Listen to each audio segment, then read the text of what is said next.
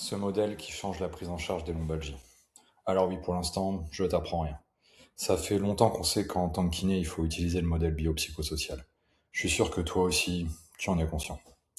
Mais la vraie question, c'est est-ce que tu sais réellement ce que ça implique dans ta prise en charge quotidienne? Parce qu'entre comprendre le modèle et réellement l'appliquer au bilan, aux exercices, à la communication, au retour au sport, il y a un énorme écart. Et justement, ça, c'est un schéma sorti d'une étude de Peter O'Sullivan, un chercheur qui est spécialisé dans le dos. Et honnêtement, je pense que ce schéma résume probablement l'un des changements de paradigme les plus importants dans la prise en charge des lombalgies. Aujourd'hui, je vais te montrer ce que ce schéma veut vraiment dire, ce que ça change concrètement dans ta pratique et pourquoi beaucoup de prises en charge restent encore bloquées dans une vision trop biomécanique du dos. Le premier message important de ce schéma, c'est que la douleur lombaire n'est pas causée par un seul facteur. Elle émerge de l'interaction entre plusieurs systèmes. Au sein de ces systèmes, on peut en distinguer deux. Il existe des facteurs non modifiables, ceux qui sont au centre, et des facteurs modifiables. On va démarrer par les facteurs non modifiables.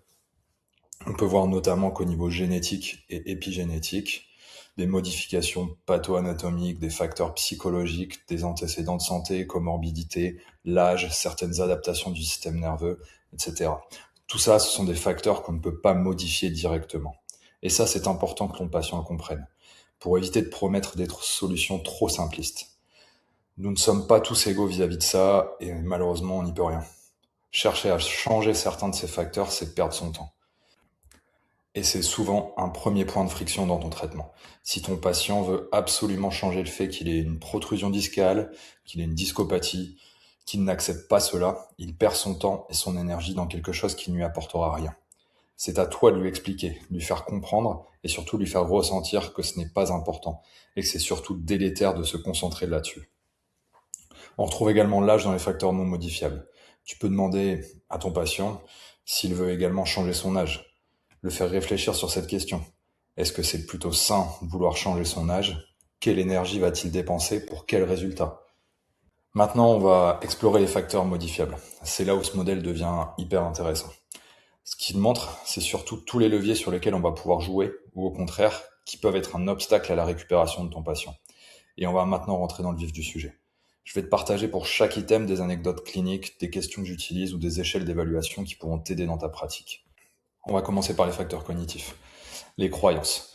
Je demande souvent à mon patient qu'est-ce que vous pensez qu'il vous arrive et qu'est-ce que vous pensez qu'il faut faire pour cela.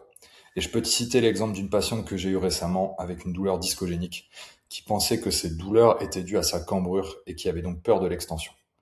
Le problème, c'est que c'est l'extension qui a amélioré tous ses symptômes. On avait une centralisation complète avec plus aucune douleur suite à quelques extensions. Si on n'avait pas discuté de ça ensemble, elle n'aurait jamais fait ces exercices. C'était pas logique pour elle dans son raisonnement et dans sa construction de sa problématique de dos d'aller dans l'extension. On peut noter également la peur ou l'hypervigilance. Il faut que tu évalues la façon dont ton patient bouge. Est-ce qu'il bouge en bloc au niveau lombaire? Est-ce qu'il squatte pour ramasser quelque chose au sol? Est-ce qu'il teste son dos en permanence? On voit aussi qu'on peut retrouver la catastrophisation. Et on a 3 items qui vont rentrer là-dedans. L'amplification.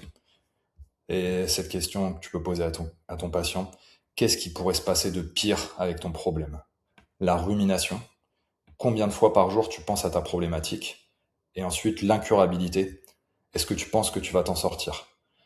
Et c'est souvent des questions qu'on ne pose pas et qui peuvent faire que ton patient reste bloqué dans un certain mode d'esprit alors que tous ces indicateurs cliniques évoluent.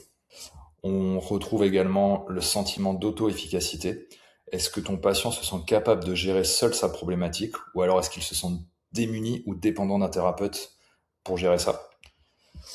Est-ce que ton patient accepte ou refuse sa problématique? Est-ce qu'il est dans la recherche permanente d'une solution miracle? Est-ce qu'il lutte en permanence par rapport à sa situation? Ou il a accepté qu'il pourrait sûrement garder de la douleur à vie? On va passer maintenant au facteur émotionnel. Quelle est sa résilience face au stress? Est-ce qu'il présente de l'anxiété? Est-ce qu'il est en colère, déprimé par rapport à sa situation?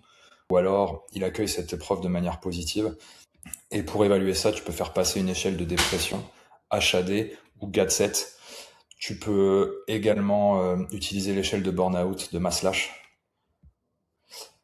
On s'intéresse au coping maintenant. Le coping, c'est comment ton patient fait face à sa problématique. Est-ce qu'il est dans l'évitement de toute douleur, ou alors est-ce qu'il est plutôt endurant? Est-ce qu'il force sans s'écouter? Est-ce qu'il est bloqué dans une stratégie ou il est capable d'adapter sa stratégie en fonction de son état? Les facteurs sociaux maintenant. Est-ce que sa famille, son travail, le supporte ou il a plutôt tendance à l'enfoncer? Quel est son niveau d'éducation et sa culture, ses valeurs par rapport au travail et à la douleur? Est-ce qu'il a une bonne littératie en santé? La littératie en santé, c'est par exemple la faculté à comprendre ce qui est noté sur ton IRM, à comprendre le discours médical. Combien de patients ressortent de leurs imageries en ne comprenant pas du tout ce qui s'est passé?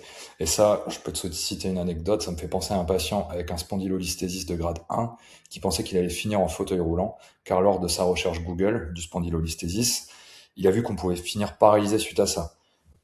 Donc toi, si tu arrives derrière avec tes exercices pour ce patient, sans avoir questionné ça au préalable, eh ben, il sera pas du tout adhérent à ce que tu lui proposes et c'est normal. Est-ce que toi, tu irais bouger ton dos si tu penses qu'il va finir paralysé?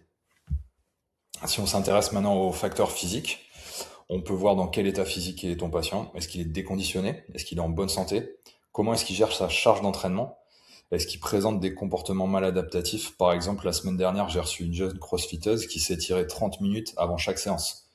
Problème, elle présentait une grosse mécanosensibilité du nerf sciatique et elle remettait de l'huile sur le feu en permanence. Si tu corriges pas ça, tu peux faire le meilleur traitement du monde, ça sera inefficace. Et on va regarder les facteurs de vie, le mode de vie, la comorbidité. Comment est-ce que est le sommeil de ton patient? Quelle qualité? Quelle quantité? Tu peux par exemple demander une EVA du sommeil pour avoir une évaluation rapide. Est-ce que ton patient est sédentaire? Est-ce qu'il est en surpoids, en obésité? Est-ce qu'il fume? Et ça, c'est quelque chose de très nocif pour le disque intervertébral. Quelle est sa consommation d'alcool? Est-ce qu'il se dope? Est-ce qu'il prend des compléments alimentaires qui peuvent expliquer des douleurs neurologiques, par exemple? Et en fait, là, ce qu'on voit qui est super intéressant, c'est que ces facteurs, ils peuvent soit favoriser la récupération de ton patient, ou soit être un obstacle à sa récupération. Et donc la question n'est plus uniquement quelle structure est douloureuse, mais quels facteurs maintiennent la problématique, ou alors sur quels facteurs je peux m'appuyer pour faire en sorte que mon patient passe un cap. Et honnêtement, c'est là que beaucoup de kinés se sentent perdus, parce qu'on comprend le modèle biopsychosocial, mais on nous apprend pas toujours comment le transformer en raisonnement clinique concret. Et c'est justement pour ça que j'ai créé cette formation sur le dos du sportif. Le but, c'est pas te donner une méthode magique avec des protocoles rigides, mais de t'inculquer un raisonnement clair du bilan jusqu'au retour au sport, avec des exemples concrets, des progressions et surtout une logique applicable dès le lundi matin.